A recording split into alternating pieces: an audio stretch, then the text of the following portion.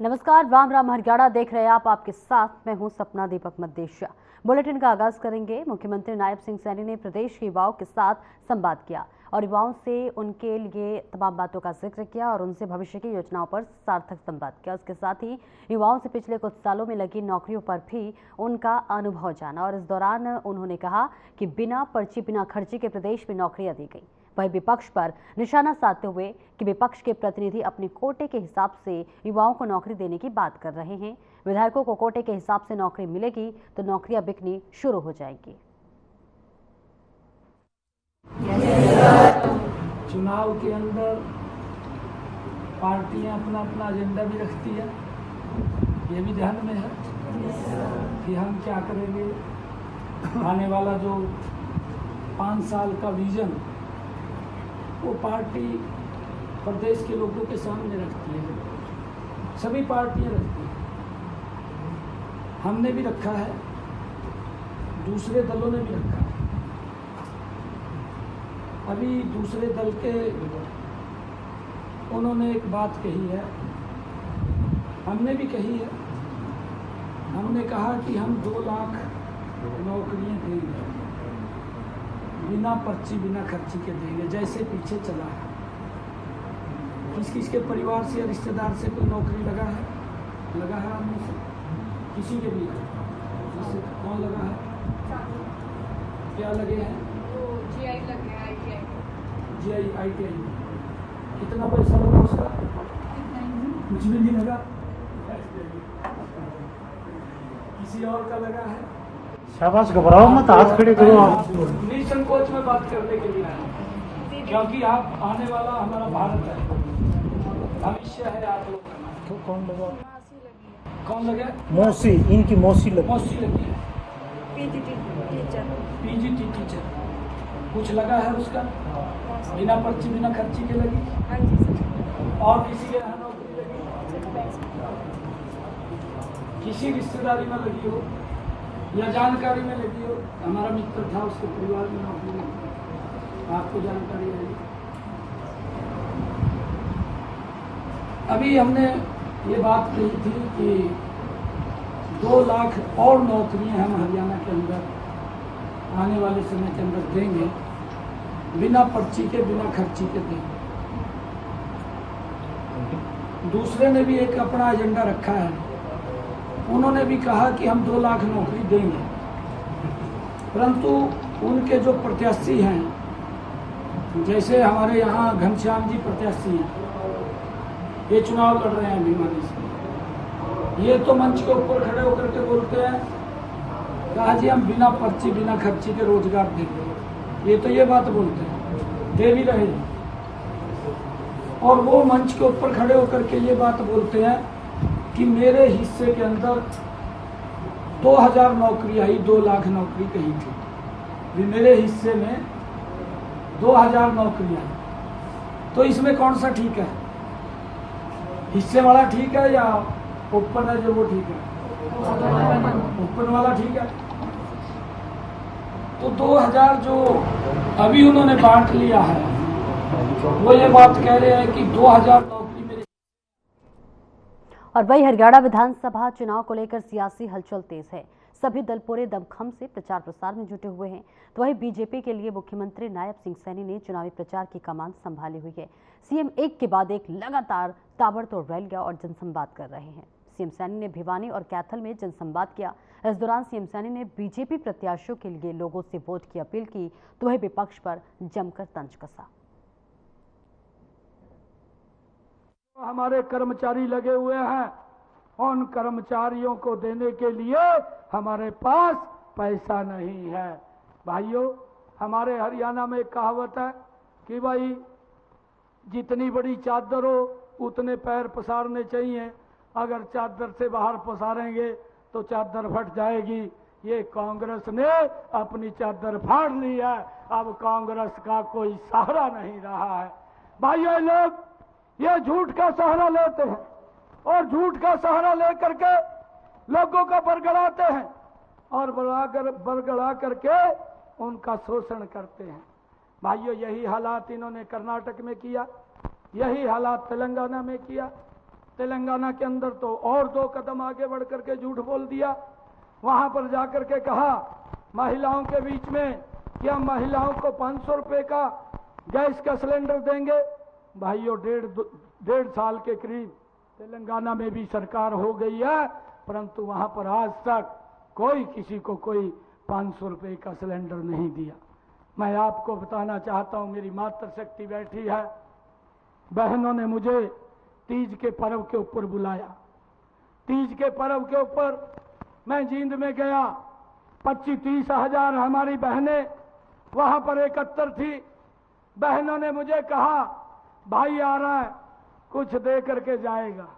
मैंने कहा ठीक है बहनों को, मखा आप चिंता मत करिए, हम आपको कुछ ना कुछ दे करके जाएंगे। मैंने तुरंत निर्णय कर लिया और निर्णय किया, योजना बनाई, हर घर हर गृहिणी योजना बनाई। ये तीज के पर्व के दिन की बात है और मुझे खुशी है, मैंने उसी दिन संकल्प लिया। बहनों को कहा 1 अगस्त से, जो ये अगस्त गया है, इस अगस्त से बहनों को हरियाणा प्रदेश के अंदर 50 लाख परिवारों को लगातार सरकार ने गरीब के हित में निर्णय लिए हैं। हमने एक निर्णय ये भी लिया है कि जिन परिवारों की आय 1 लाख रुपए से कम है, ऐसे 23 लाख परिवार, 84 लाख लोग हरियाणा प्रदेश के, हमने उनको हैप्पी कार्ड बना करके दिया है, जिसका लाभ ले रहे हैं। हाँ, हमारे किसी व्यक्ति ने बाजार में सामान लेने के लिए जाना है, अपनी रिश्तेदारी में जाना है या कहीं हॉस्पिटल में दवाई लेने के लिए जाना है, जहां पर भी हरियाणा रोडवेज की बस चलेगी, हमने ये अधिकार दिया है कि उस परिवार को 1000 किलोमीटर तक हरियाणा रोडवेज की बस में फ्री में सफर कर लेगा। भाइयों, उसका कोई किराया नहीं लग रहा है। ये योजना भी हमने चालू की है। भाइयों, हमने ये भी निर्णय किया है कि हमारे जो स्कूल में पढ़ने वाले बच्चे हैं, जिनके 60% से ज्यादा नंबर हैं, ऐसे 100 बच्चों को भी हमने हैप्पी कार्ड के साथ जोड़ा है। उनको भी 500 किलोमीटर तक वो भी फ्री में यात्रा कर सकेंगे। उनको भी हैप्पी कार्ड देने का काम हमारी सरकार ने किया है, ताकि उनका कोई बस का किराया ना लगे। ये भी निर्णय हमारी सरकार ने किया है। भाइयों, बहुत सारे निर्णय हमारी सरकार ने लिए हैं। हमने पिछले दिनों ये भी निर्णय किया है कि जो ऐसी समाज की बेटियां हैं जो सरकारी स्कूल के अंदर पढ़ती है, जिनके नंबर 90% से ज्यादा वो आते हैं, ऐसी बेटियों के लिए हमने एक योजना बनाई है, मेधावी छात्रवृत्ति योजना, और उसके तहत उन बेटियों के खाते में प्रोत्साहन राशि के रूप में 1 लाख। और बहादुरगढ़ के कानूनदा, कुलासी, लट्रावन और जासौर खेड़ी गांव में नेता प्रतिपक्ष भूपेंद्र सिंह हुड्डा ने जनता से सीधा संवाद किया। यहां पहुंचने पर लोगों की भारी भीड़ ने हुड्डा का जोरदार स्वागत किया। भूपेंद्र हुड्डा बहादुरगढ़ से कांग्रेस प्रत्याशी राजेंद्र सिंह जून के लिए चुनाव प्रचार करने पहुंचे, जहां उन्होंने जनसभा को संबोधित करते हुए राजेंद्र जून के लिए वोट की अपील की और कहा कि हरियाणा में कांग्रेस बड़े बहुमत से सरकार बनाएगी। हुड्डा ने यह भी कहा कि किसी और को वोट देकर अपनी वोट खराब बिल्कुल भी ना करें। उन्होंने कहा कि राजेंद्र जून को वोट देकर विधायक बनाएं और इसी के साथ साथ सरकार में खुद बना लूंगा।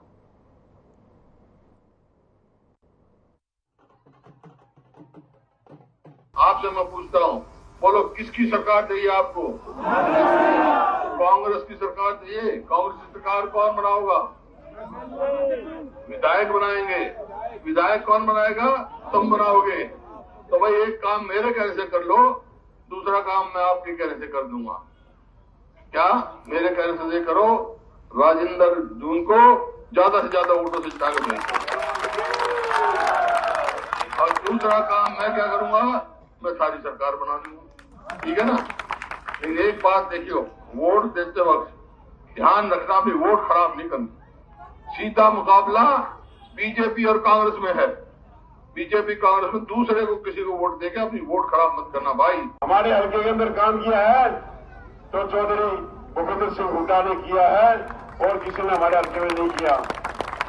नौकरियां पहले उधर लगती थी, विकास वहां होते थे, हमारा हल्का उजड़ गया था। ये तो हमारी शुद्धि बुद्धि जो है चौधरी भूपेंद्र सिंह हुड्डा ने संभाली जब ये 2005 में हमारे मुख्यमंत्री बने और 2014 तक हरियाणा को नंबर 1 पर लेके आए और रोडों में जाल बिछा दिए, यूनिवर्सिटियां लेके आए, कॉलेज लेके आए, हॉस्पिटल लेके आए। पृथला विधानसभा क्षेत्र से बीजेपी उम्मीदवार टेकचंद शर्मा ने निर्दलीय विधायक नैनपाल रावत पर हमला बोला। उन्होंने कहा कि पहले चुनाव में रोना पीटना चला और अब की बार तो चुनाव निशान भी जनता की जेब को काटने वाला लिया है, इसलिए उसको कोई पसंद नहीं करता। उनका घमंड उनका नेचर है, लेकिन बीजेपी की और हमारी नीति है कि हम घर घर जाकर वोट मांगेंगे और इससे न केवल लोगों की समस्याओं का पता चलेगा बल्कि उनका समाधान करने में भी आसानी रहेगी।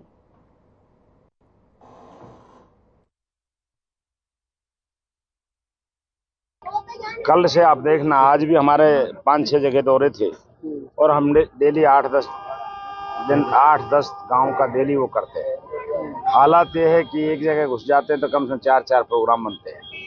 मैं आपसे माध्यम से भी ये बताना चाहता हूँ, कल से केंद्रीय राज्य मंत्री श्री कृष्णपाल गुर्जर जी मेरे साथ 8-10 गाँव में सभा करेंगे। उसमें सभी भारतीय जनता पार्टी के जो साथी हैं उनको साथ लेकर के चलेंगे और जिस तरीके का माहौल है उसमें निश्चित रूप से मैं कह सकता हूं कि भारतीय जनता पार्टी की सरकार भी बनेगी और ये सीट का जीतना निश्चित है। और वही ओल्ड फरीदाबाद में पंजाबी समाज की तरफ से भव्य कार्यक्रम का आयोजन किया गया। इस कार्यक्रम में मुख्य अतिथि के रूप में फरीदाबाद से सांसद और केंद्रीय राज्य मंत्री कृष्णपाल गुर्जर पहुंचे, तो वही इस दौरान बीजेपी प्रत्याशी विपुल भी मौजूद रहे।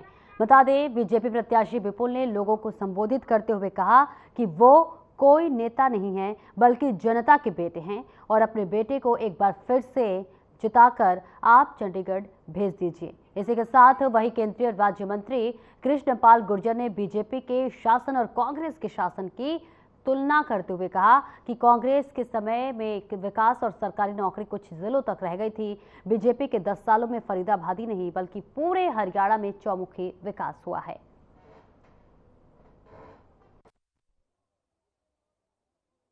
वाला तैयार हो गया है, चुनाव के बाद सीधा नोएडा आप 15 मिनट में पहुंचेंगे। 5वां फरीदाबाद नोएडा गाजियाबाद FNG मंजूर हो गया, DPR बन रही है 10 मिनट में फरीदाबाद से और 5 मिनट में अम्मा हॉस्पिटल से आप नोएडा पहुंचेंगे। ये कनेक्टिविटी हमने कर दी है। मित्रों, अभी हमने कल का संकल्प पत्र देखा होगा।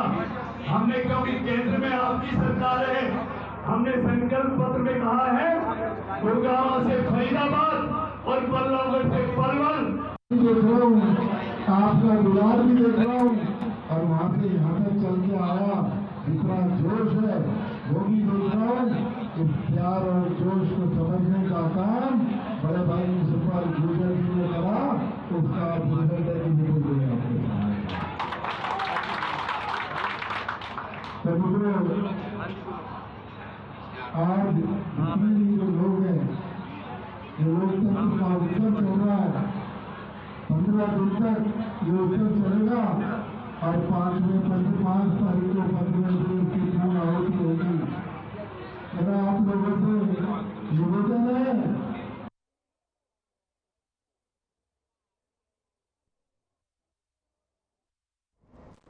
पूर्व कैबिनेट मंत्री बीजेपी प्रत्याशी फरीदाबाद विधानसभा विपुल गोयल को लगातार लोगों का समर्थन मिल रहा है। विपुल गोयल लगातार लोगों के बीच अपनी मजबूती बना रहे हैं, तो वहीं फरीदाबाद विधानसभा क्षेत्र के कई क्षेत्रों में तूफानी दौरे किए और लोगों को संबोधित किया। इसी के साथ विपुल गोयल ने कहा कि बीजेपी का संकल्प पत्र कांग्रेस की तरह झूठे वादे वाला बिल्कुल नहीं है जिसे पूरा ना किया जा सके। बीजेपी ने जो संकल्प पत्र बनाकर लोगों के बीच में रखा है वो लोगों के हित के लिए है।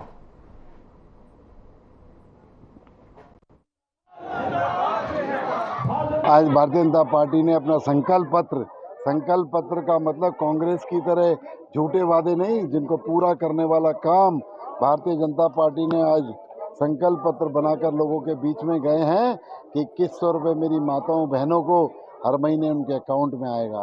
500 रुपये का सिलेंडर देने का काम भारतीय जनता पार्टी करेगी। और जो आयुष्मान के तहत लोग आते हैं 5 लाख नहीं 10 लाख का इलाज फ्री करने का काम करेगी। डायलिसिस किसी भी हॉस्पिटल में होता हो, किडनी पेशेंटों को डायलिसिस फ्री। बीजेपी प्रत्याशी मूलचंद शर्मा के समर्थन में चुनाव प्रचार करने के लिए बल्लभगढ़ के समाजसेवी अजय मित्तल उतर गए हैं। बीजेपी नेता हरेंद्र भाटी और विनोद भाटी भी अपना समर्थन देने के बाद चुनावी मैदान में बीजेपी के पक्ष में वोट के प्रचार में जुटे हुए हैं। आपको बता दें कि बीजेपी प्रत्याशी मूलचंद शर्मा सेक्टर 2 कार्यालय पर बीजेपी नेता हरेंद्र भाटी और बीजेपी नेता विनोद भाटी की टीम के साथ मीटिंग के बाद चुनाव प्रचार में पूरी युवा टीम भी जुटी हुई है।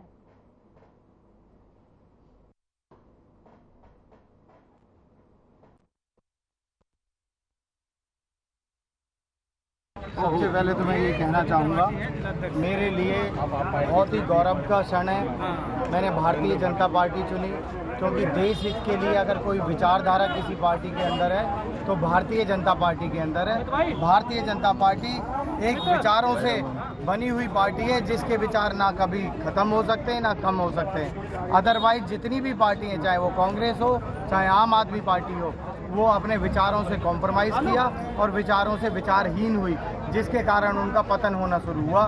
भारतीय जनता पार्टी वो पार्टी है जो दिन दुगनी रात चौगनी इस देश को तरक्की दिला सकती है और क्षेत्र में विकास करा सकती है। और विकास की लहर चारों तरफ आज भारतीय जनता पार्टी के कारण देश के अंदर कोने कोने तक पहुंच रही है। बहुत खुशी का दिन है और हमारा सौभाग्य भी है कि हम मोदी जी में जहाँ हम लोग भटक गए थे, काम कर रहे थे लेकिन मेहनत का फल कभी नहीं मिलता।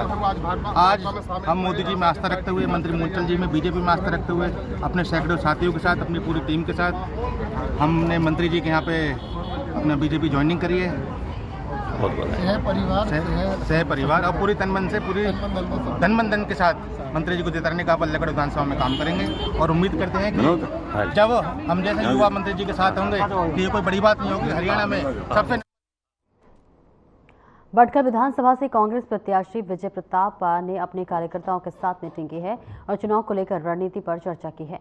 इस दौरान उन्होंने कहा कि चुनाव में केवल 15 दिन है और अब सब लोग ग्रुप बनाकर लोगों से मिले और 5 तारीख को हाथ के निशान पर वोट डालने के लिए लोगों से अपील करें। इसके साथ ही उन्होंने बीजेपी पर भी जमकर निशाना साधा। उन्होंने कहा कि 10 साल शासन करने के बाद बीजेपी वाले अपना रिपोर्ट कार्ड लेकर लोगों को दिखा रहे हैं, जो कुछ किया ही नहीं, अगर किया होता तो दिखाते। अब ये संकल्प पत्र जारी करके लोगों को लॉलीपॉप दे रहे हैं और हमारा घोषणा पत्र बीजेपी के संकल्प पत्र से ज़्यादा मजबूत है, क्योंकि हम विपक्ष में हैं, लेकिन जब हमारी सरकार थी उस समय हमने बीजेपी से ज़्यादा काम किया था और उसी काम के आधार पर ही हम अपना घोषणा पत्र लेकर आए हैं।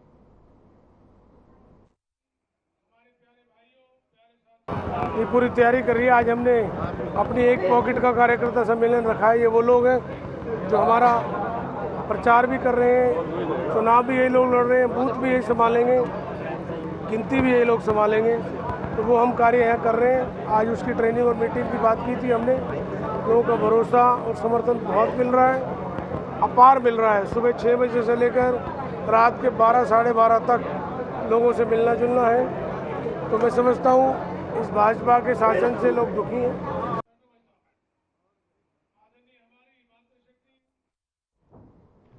बहादुरगढ़ में निर्दलीय प्रत्याशी समाजसेवी राजेश जून ने शहर के अनाज मंडी और काठ मंडी में जनसंपर्क अभियान चलाकर व्यापारियों और दुकानदारों से वोट की अपील की। इस दौरान अनाज मंडी और काठ मंडी के व्यापारियों दुकानदारों ने राजेश जून को फूलमालाएं पहनाकर जोरदार स्वागत किया। इस मौके पर राजेश जून की धर्मपत्नी सुनीता जून ने भी महिला टीम के साथ जनसंपर्क अभियान चलाकर राजेश जून के लिए वोट की मांगने की अपील की और उनके पुत्र भी जनसंपर्क अभियान में आए। अनाज मंडी और काठ मंडी में लोगों से अपील करते हुए राजेश जून ने कहा कि अब तक रहे विधायकों ने हल्के की समस्याओं और लोगों के हितों की तरफ कोई ध्यान नहीं दिया, जिसके चलते बहादुरगढ़ हल्के में चारों तरफ समस्याओं का अंबार लगा हुआ है। अपने जनसंपर्क अभियान के दौरान राजेश जून ने 29 सितंबर को रेलवे रोड पर हाई स्कूल के सामने से निकाले जाने वाले अपने विशाल रोड शो सम्मिलित होने का निमंत्रण भी दुकानदार और व्यापारी को दिया। आज 21 तारीख हो गई। अपने कार्यक्रम के तहत हम आज अनाज मंडी और काठ मंडी का दौरा कर रहे हैं, डोर टू डोर कर रहे हैं। मैंने जैसा आज तक के प्रोग्रामों में पूरे देहात में दिल्ली रोहतक रोड पर, मेन बाजार में, रेलवे रोड पर जैसा समर्थन मिल रहा था, ऐसा ही अनाज मंडी से भी मैंने भरपूर समर्थन मिल रहा है और ये बहुत ही तकलीफ करना चाहती है। एक ही अपील है, मेरे अंदर एक जुनून है काम कराने का। मैं पब्लिक से, बहादुर हल्के के मतदाताओं से मेरी एक ही अपील है, कृपा करके 5 साल मुझे काम करने का एक मौका दें।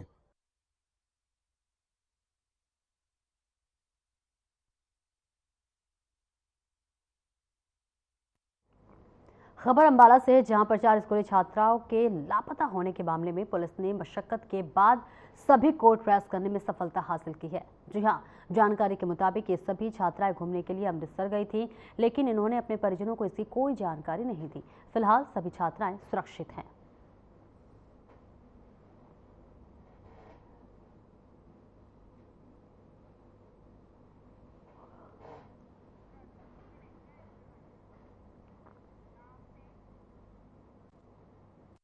और इन दिनों कुमारी सैलजा का बीजेपी में जाने की खबरें जोरों पर है, जिस पर पक्ष और विपक्ष के बयान सामने आ रहे हैं। मामले में केंद्रीय मंत्री मनोहर लाल ने कहा कि कुछ बातें रणनीतिक होती हैं, तो वहीं कांग्रेस सांसद दीपेंद्र हुड्डा ने कहा कांग्रेस के सभी नेता मिलजुल कर के चुनाव लड़ेंगे और सभी नेता आपको चुनाव प्रचार में दिखेंगे। इसी के साथ आपको बताते चले कि ये तस्वीर भी आप सैलजा जी आ रही बीजेपी में। कुछ बातें रणनीति की होती है, अंदर हरियाणा में कांग्रेसी नेताओं की वीडियो बड़ी वायरल हो रही है सर। सब मैंने बता दिया, एक एक करके उल्लेख किया और जनता को बताने की जरूरत है। ठीक है, देखिए सारे कांग्रेस के नेता मिलजुल के चुनाव ये लड़ेंगे और सभी आपको चुनाव प्रचार में दिखेंगे। दीपेंद्र जी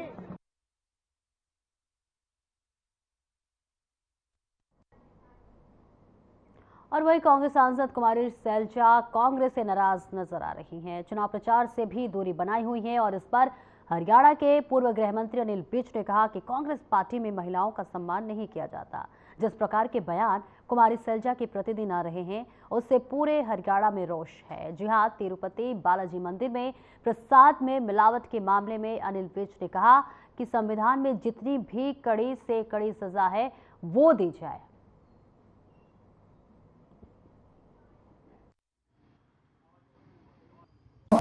आप देखिए, कहीं पर कोई सांसद लात मार रहा है, कहीं पर कोई चुनाव लड़ रहा एमएलए कह रहा है कि नौकरियों का कोटा मिलेगा और मैं बांटूंगा तुम्हें, और कहीं पर कोई कह रहा है कि बिना भ्रष्टाचार के शासन चलाया ही नहीं जा सकता।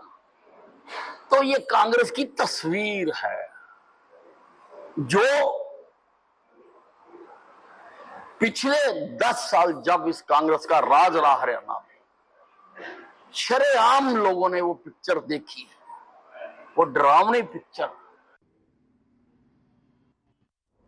यमुनानगर में पिछले 48 घंटे में 2 ऐसी वारदात सामने आई है जिसमें पूरे इलाके को शर्मसार कर दिया है। दोनों ही मामले में मासूम बच्चों को हवस का शिकार बनाने के बाद उन्हें मौत के घाट उतार दिया गया। ताज़ा मामला देर शाम का है, जहां छछरौली इलाके में गांव के ही एक युवक ने 6 साल के मासूम के साथ हैवानियत कर उसे मौत के घाट उतार दिया। हालांकि 3 गांव के लोगों ने देर रात मासूम बच्चे का शव करने के हेतु से बरामद कर लिया है और इस बीच मामले की सूचना पुलिस को दे दी गई है। ग्रामीणों को देख पूरा गाँव पुलिस छावनी में तब्दील कर दिया गया। और वही आपको बता दें कि ग्रामीणों को देख पूरा गांव पुलिस छावनी में देर रात ही तब्दील कर दिया गया था और ग्रामीणों का कहना है कि बच्ची पाल समाज की थी और आरोपी युवक गुर्जर समाज का। घटना के बाद आरोपी और उसके परिवार वाले गांव से फरार हो गए। हालांकि पुलिस ने पूरे गांव को छावनी में तब्दील कर दिया और पुलिस ने मौके पर पहुंचकर सीन ऑफ क्राइम टीम को मौके पर बुला लिया। बच्ची छोटी मेरे पोती लगती है, मेरी रिश्ते में, मेरे परिवार से है जी, ब्रदर है मेरा। तो ऐसा शाम के टाइम की बात है जी, हमारे को तो पता नहीं, मेरे काम में लगे हुए थे तो पता लगा घर से 4 साढ़े 4 बजे के करीब कहा बच्ची नहीं मिल रही है। तो इधर उधर देखा, परिवार में, गांव में, हर जगह, मतलब सबको पता लग गया कि बच्ची नहीं मिल रही है। तो ढूंढना चालू कर दिया उन्होंने। फिर देखिए, हमें इन्फॉर्मेशन मिली थी कि एक 6 साल की बच्ची कोई गुम हुई है यहाँ से।